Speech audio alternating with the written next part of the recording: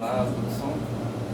Uma informação que eu achei legal que até desde o início, até nessa parte, ele já consegue fazer um filtro das frequências que são mais, digamos assim, fisiologicamente importantes para a gente, mais saudáveis.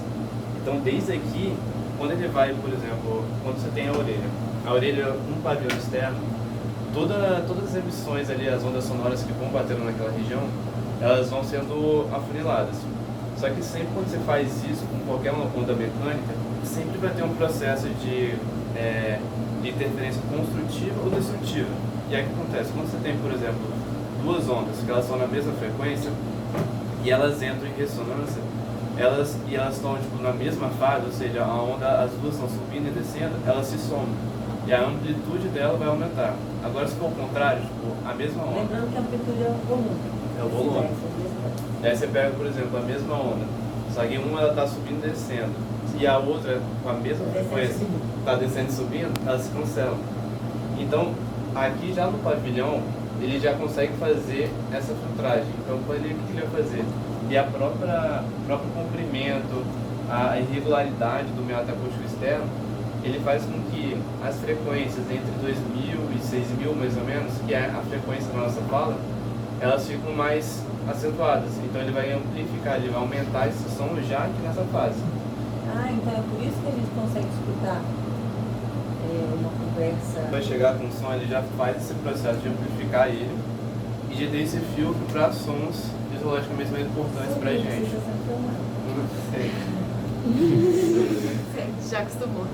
E aí quando chega aqui na membrana, a própria membrana tipânica ela já vai ter as regiões tensas, a região mais flácida.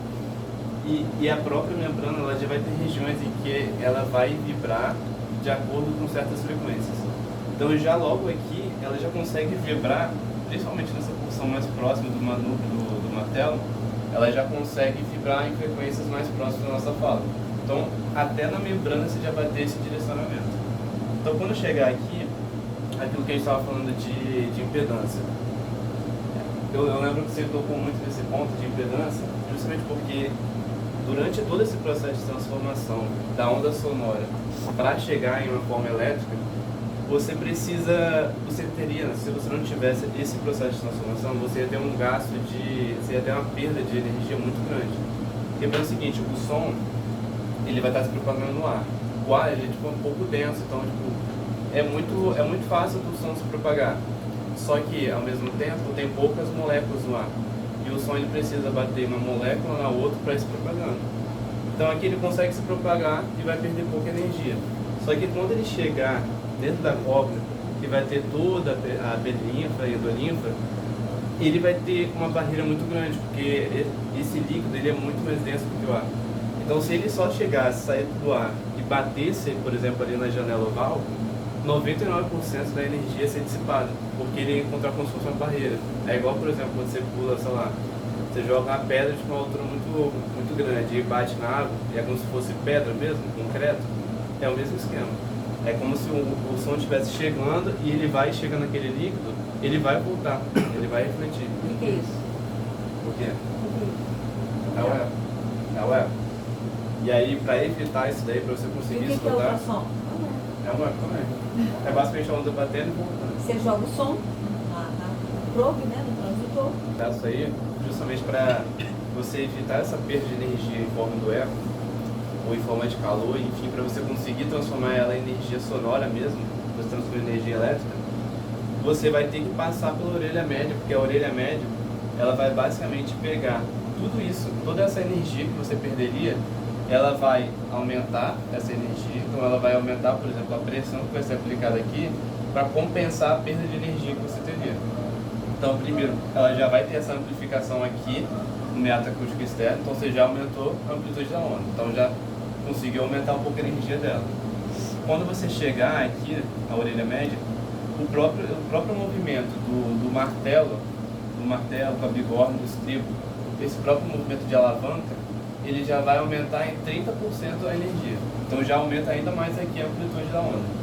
Então já somou esses dois pontos.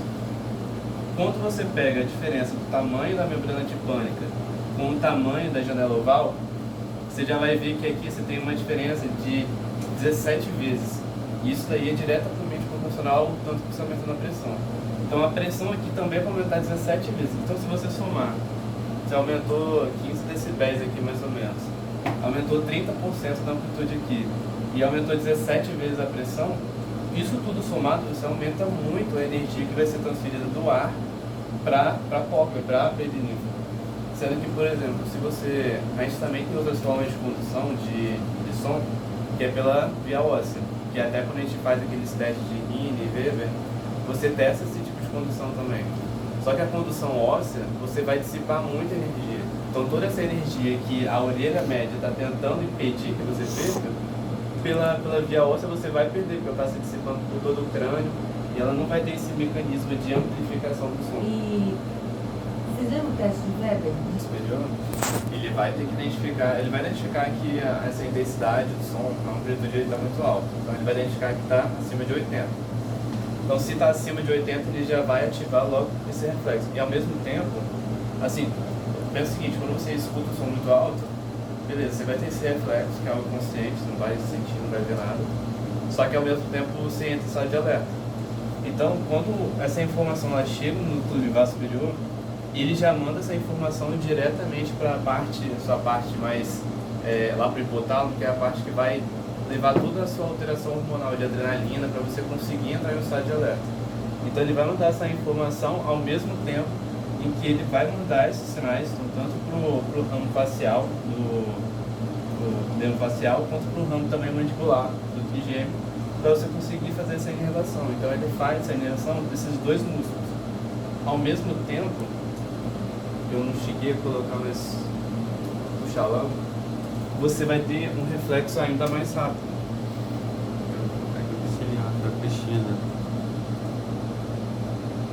Você vai ter um reflexo ainda mais rápido, que é justamente das células ciliares externas. E a gente tinha visto que elas vão ter a função de amplificar o som. Então, tudo que a gente estava vendo até agora, desde a orelha, na orelha externa, indo para a orelha média e até chegar na interna, ele foi passando por vários processos de amplificação do som. Quando ele chega na orelha interna, ali na rampa média, junto com essas células ciliares, as células ciliares externas, elas vão fazer o último processo de amplificação. Que aí o que elas vão fazer? Quando você tem, por exemplo, o som ele chegou, então ele chegou e entrou aqui pela janela oval, entrou pela janela oval, o som ele vai se propagando. Ele vai se propagando, vai dar a volta aqui no helicotrema, e quando ele dá a volta, o som ele vai ficar batendo aqui nessa membrana basilar. Então nisso que ele vai ficar batendo, ele vai empurrar, então ele vai empurrando essas células para cima contra a membrana tectorial. E nisso que ela vai empurrando, você já tem esse movimento das células ciliares internas, que vão ser as responsáveis pelo som. Só que ao mesmo tempo, essas células ciliares externas, quando elas identificam esse movimento, que elas vão ser despolarizadas e tudo, essa informação ela vem via aferente, pelo mesmo nervo coclear, e aí quando ela sobe, ela chega nessa região da aurícula superior, ela vai mandar uma via eferente, que ela vai fazer, se o som estiver muito alto, o que ela vai fazer? Ela vai mandar ele parar de contrair. Agora, se o som estiver baixo, você vai querer escutar melhor. Então ele vai mandar para essa via, ele vai fazer essas proteínas, que elas ficam bem na lateral aqui da célula ciliar externa, ele vai fazer essa proteína que é a prestina, vai fazer ela se contrair. E aí nisso que ela se contrai, ela basicamente balança toda a endolinfa ali para jogar mais endolinfa em cima das células ciliares internas. Que aí elas vão ter que balançar mais e vai despolarizar mais. Só que aí quando você tem um som alto, pensa o seguinte, aqui quando você vai ter um reflexo, o músculo ele precisa receber essa informação e todas as células elas têm que ir em sincronia contrair. Então já é um processo um pouco mais demorado. Agora quando você chega aqui, você só precisa que uma fibra ela se contraia, então é muito mais rápido. Então essa informação, esse reflexo, que é chamado de olivo coclear, só pensar, tipo, você conectar os nomes tipo, do núcleo olivar com a cóclea, esse reflexo olivo coclear, ele é muito rápido. Então é o primeiro que você vai ter, tipo, eu acho que fica na ordem de 20 milissegundos, é muito rápido. Enquanto esse daqui vai demorar tipo, o dobro do tempo, 40 a 60 milissegundos. Então você vai ter essa diferença, quando você tem esse reflexo acústico, que vai ser voltado para esses músculos, do estapédio e da membrana timpânica, antes dele, um pouco antes dele, você vai ter esse reflexo olívico-coclear, que vai ser nas próprias células ciliares externas. E aí você tendo esses dois mecanismos juntos, você vai atenuar esse som e vai diminuir todo o impacto que você vai ter nas próprias células ciliares. E se não tivesse isso, o que ia acontecer? Você ia ter esse som muito alto, essa membrana basilar, ela ia ser altamente estimulada e as células ciliares, os célios cílios, iam estar em constante tensão ali de encirralhamento, que é quando você faz esse movimento para lá e para cá, que é o que ia acontecer com essas células. E isso ia levar um desgaste, e aí elas iam entrar em apoptose, e aí depois você ia ter uma perda auditiva, que é o que a gente vai ver no pai, né? Então, e aí que a gente vai ver ali. Então é essa mesma. Só que o mais importante, acho que é um detalhe bem interessante de saber, é que essa musculatura, ela não foi feita para você ficar constantemente em um ambiente sobre esse barulho constante. Então, qual que é a desvantagem dele? É um músculo que cansa muito rápido. Então, se você, por exemplo, está em um ambiente muito barulhento, ele vai ser meio que a sua proteção inicial. Então, nos primeiros segundos, ele vai conseguir fazer esse reflexo, ele vai atenuar bastante o som, só que logo depois ele começa a fadigar. Então, nisso que ele já vai fadigando, aí o que vai proteger o seu, digamos assim, o seu cérebro, aí seria mais o seu cérebro e não tanto a sua parte auditiva, vai ser o seu próprio córtex. Ele vai atenuando esse som, ele vai identificar, por exemplo, esse som é o mesmo som, está muito repetitivo, ele já diminui, então a própria percepção desse som, ele diminui para você, por exemplo, não ter dor de cabeça, ou não hiperestimular os seus neurônios, só que as células ciliares internas não. As internas e externas já meio que perdeu um pouco essa proteção.